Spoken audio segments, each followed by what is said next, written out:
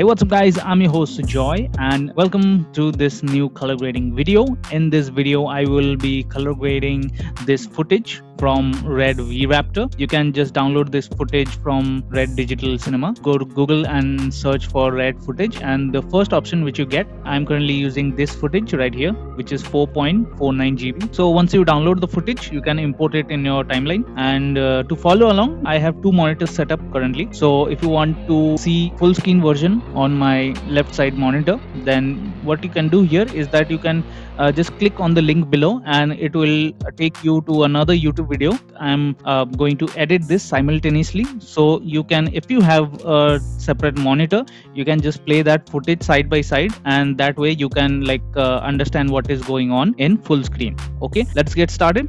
First of all, we need to find a look. Okay, whenever you are trying to create a look, you just need to find what suits the most here. Okay, so what you can do here is that for reference and stuff, you can go to Pinterest. This is a free version. Okay, if you want to search color palettes and stuff for free, then you can just go to Pinterest and you can type in surfing, so you get a lot of color palettes here. Okay, so the color palette which you like the most, just select that and download it. So I will be selecting this, and I will be somewhat selecting this color palette as well. Okay, so I have downloaded those two images. If you want something premium and paid version, then you can definitely try Short Deck. So coming back to this video, now I have two references. I'll bring in both of my reference images, place it in the timeline. Now what I will do here is that I will go to the gallery tab. Now I will grab a still of these two.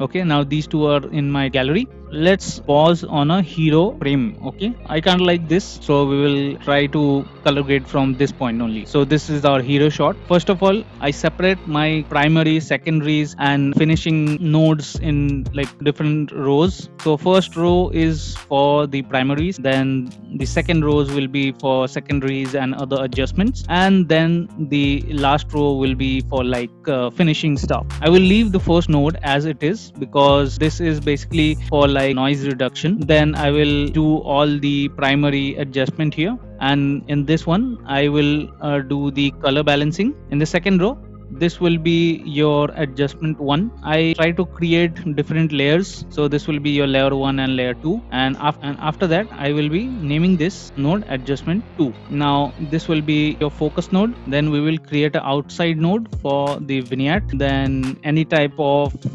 effects you want to put here, like halation or something like that, and the final node will be film grain. Before film grain, there will be another node. I will name this film LUT.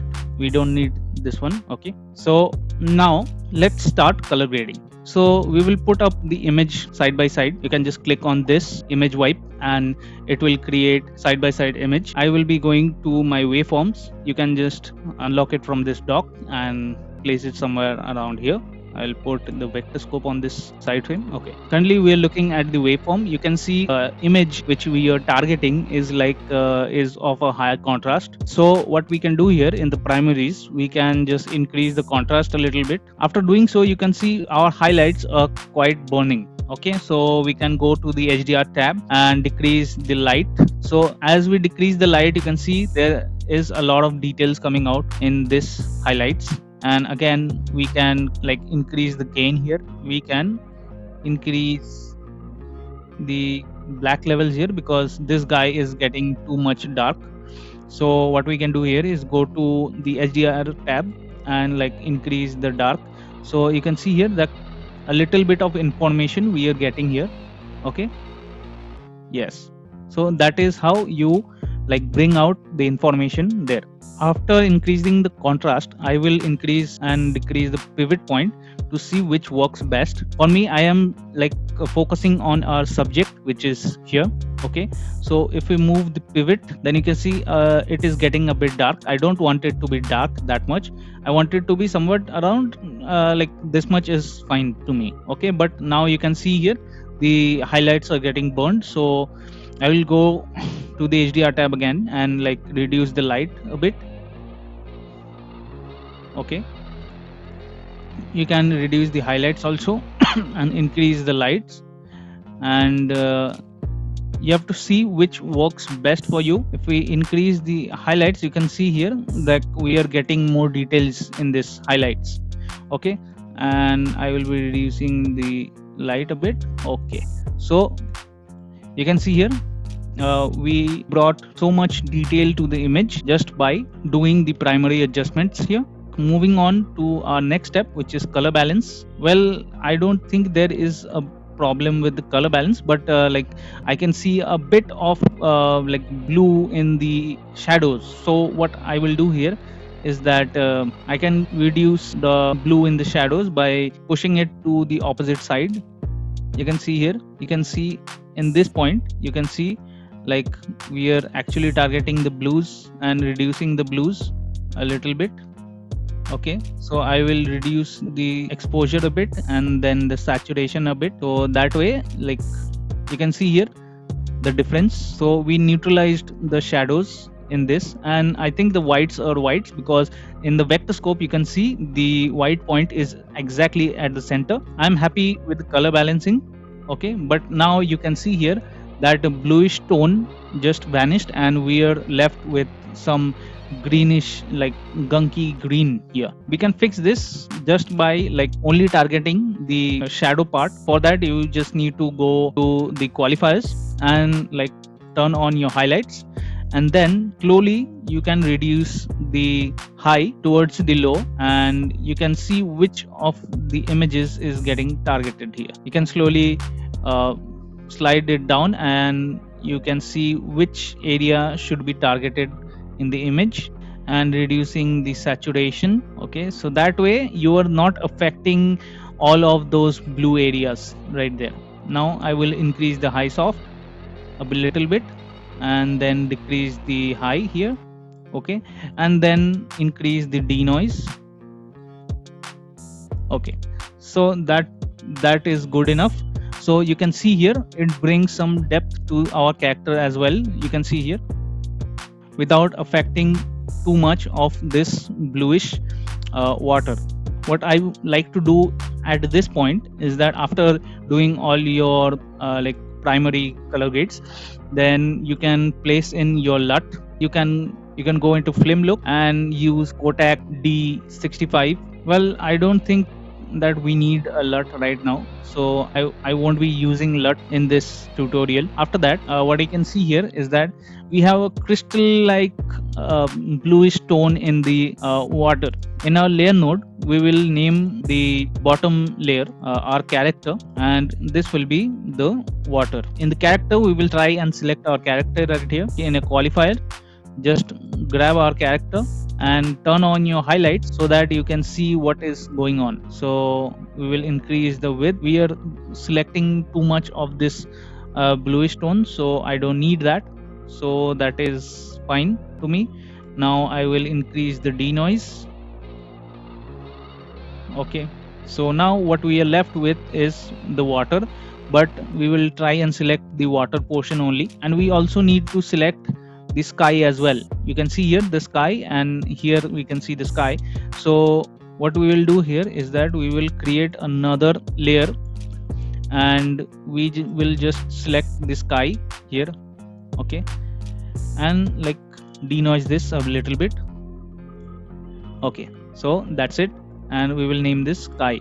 Now let's start with the sky. So you can see here this sky. We will try to match it by looking at our vector scope. To match it properly, what you can do here is that you can shift your image to that side by going to this sizing and then like pan your image so that it corresponds to side by side, and now you can like change the color accordingly. Okay, so what I like to do here is that I want to go and target the light in the HDR tab, and I will push it towards the vector scope. I'm currently watching the vector scope right here, and like yeah, this kind of looks similar. Okay, a bit dark I suppose. Yeah, so and a bit cyan. Okay, so that's it. Like if we turn on and off the sky, you can see we are pretty much there.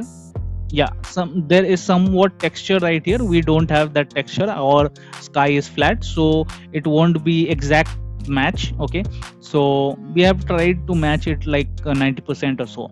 Now it's time for the water. So for the water, we will go into a qualifier and select the water portion and turn on our highlights, which is at the top. We will increase the width a bit, and you can see it is selecting the sky, but not to worry, because we have already selected the sky in a different layer. So whatever we do it in this layer, it won't matter to the sky. So like we will increase the denoise a bit.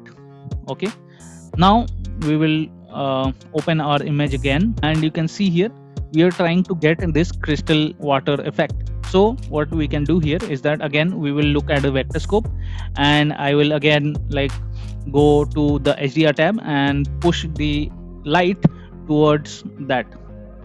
Okay, you can see here we are already there, but like we need to push the exposure of that light a bit more. Okay, somewhat around here. Okay, so now you can see here these two almost look identical. Now a little bit of adjustment it's needed, like okay, so I think that looks pretty good. At the bottom you can see here there is a different type of bluish tone here. So what we can do here is that you can create another node right here, do another layer. This is something advanced, so like if you don't understand, just replay this portion again. Okay, so here we will name this water 2. Okay, we will put the alpha channel from this water to this one. Okay, so now whatever was selected right here, okay, whatever was selected right here is now getting selected to this node. We will only target the edges. So what we can do here is that we will place ellipse node, and like we'll try to target only the edges. In the highlights you can see this is what is getting selected. Now we just need to invert that, and now you can see it is affecting this portion. We don't need the sky, so what we can do here is that we can take another circle and like place it somewhere around here, like feather it out, and just place this one, just intersect, and you can see only this edges are getting selected. We will turn on the wipe, and now we will try to match these. Okay, again we will go to the HDR tab, and in the light we will try to match it with that blue. We will decrease the exposure a bit. Okay, we need to go to the normal color wheels and then decrease the gain a little bit. Okay, and push the gain towards that bluish tone and decrease this a little bit and increase the light. If you notice something, to get this much amount of blue in this, that will look absolutely absurd, because like this is a different image, this has different type of textures.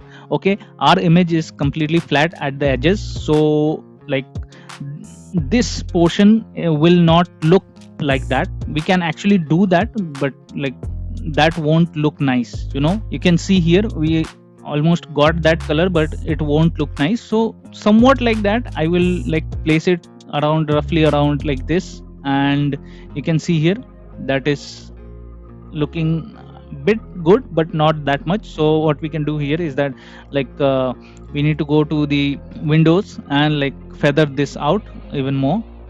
Okay, soften this out a little bit. Okay, so that looks good. So now the sky looks a little bit weird, so what we can do here is that we can soften it out a little bit and like denoise it. Okay, that is looking good.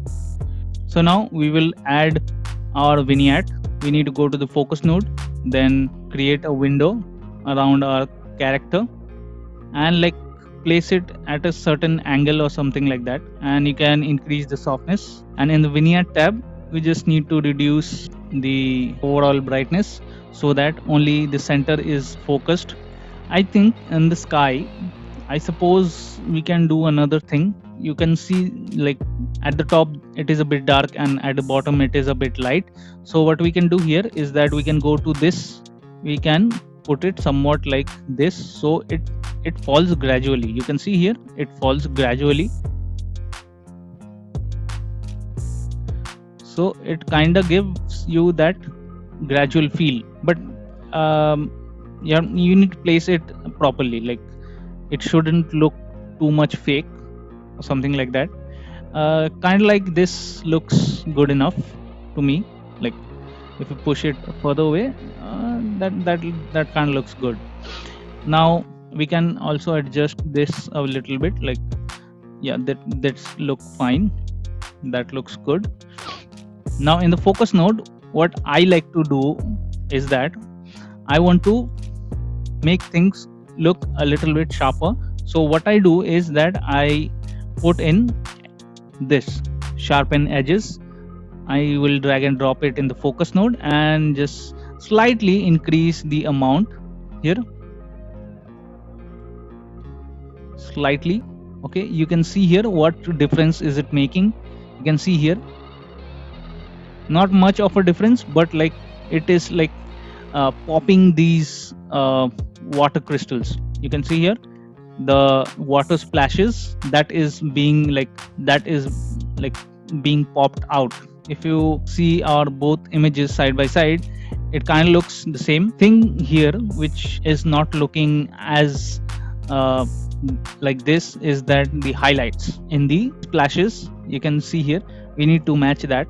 So in the for these things, what we can do here, we can go to the adjustment tool and like select the splashes, okay, and just denoise them a little bit and like try to match that. Sorry, increase the highlights a little bit, okay, denoise everything, and like that looks good.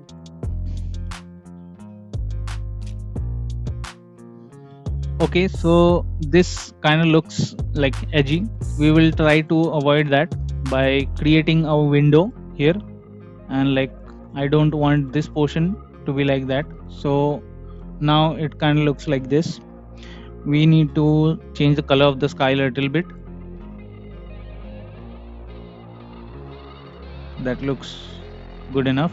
And for our character, I suppose bring in some of like that pinkish tone to his skin a little bit, not too much. Okay, it's a slight little bit because it was getting a bit greenish, so we pushed it towards the magenta, so it's kind of neutral now. That looks kind of cool. So if you compare it with our like reference image, it's more or less there. It won't be exactly the same because it is a bit dark on the edges, but in our image you can see here it is like a bit far away, so the edges are not that dark. You can actually like select this that water tool and like decrease this portion, okay, that will give you that feeling, but it creates that gunky green, that dirty green. So you can like push your gamma towards the blue instead of that greenish tone. So you can see here like how much difference it makes to like select the edges and like darken it a little bit. I will denoise this a little bit, select the waters, denoise this a little bit. Okay, so yeah, you can just put in some animation right here. Go to the frame and put a keyframe. This looks good, so I will put a keyframe right here. At this point I will like increase more of this like here, and at the beginning also like I will introduce more of this. Okay, so it will kind of animate, and previously this portion was getting a bit dark, so we fixed that. So this is how you actually do your adjustments in like live projects. Okay, so nobody will teach you like this. This is how actually you fix, animate your windows and stuff, so that like if it works for a single frame, it might not work for frame later on in your video, so you just need to adjust according to your video. That's there. And like you can see our character right here, we can like also animate this box, put a keyframe right here at the beginning also. As he surfs, we will just try to like place it in the center so that this guy is always in the center of that circle. That is how you do a color grade. The last step which is left is the film grain. Okay, so here you can actually put in some effects like halation or something like that. Let me show you. You won't actually get this in the free version. I will reduce the threshold a bit, like basic grain, append grain. I will just blend it a little bit. I don't want it to be that harsh. Okay, so a little bit, it actually like pushes the image a little bit more. You can see here it just opens up your dark areas in your image, and it kind of looks good. Like if you want this, you can actually keep this, but without that also it looks fine. Like with this also it looks fine. So that actually depends on your taste. And now you can put in your film grain. We didn't use our filmlet here, so we don't need that. At the end step, we just need to put in our film grain. We can put in 35mm 400T. If we zoom in here, you can see here we can turn on and off. It is giving that subtle amount of thing. So I will increase the grain size a little bit and increase the textures a little bit more. Okay, so yeah, if I increase the opacity a little bit, grain strength, there is a little bit grain, you can see here if I turn it on and off. So that's it, folks. Hope you guys enjoyed this video. If you really did, then don't forget to leave a thumbs up. And in the next video, I will be showing you how you can create a different look from the same footage. So make sure you hit that subscribe button so that you can get the notification whenever we upload our next video. So thank you for watching. See you guys in the next video.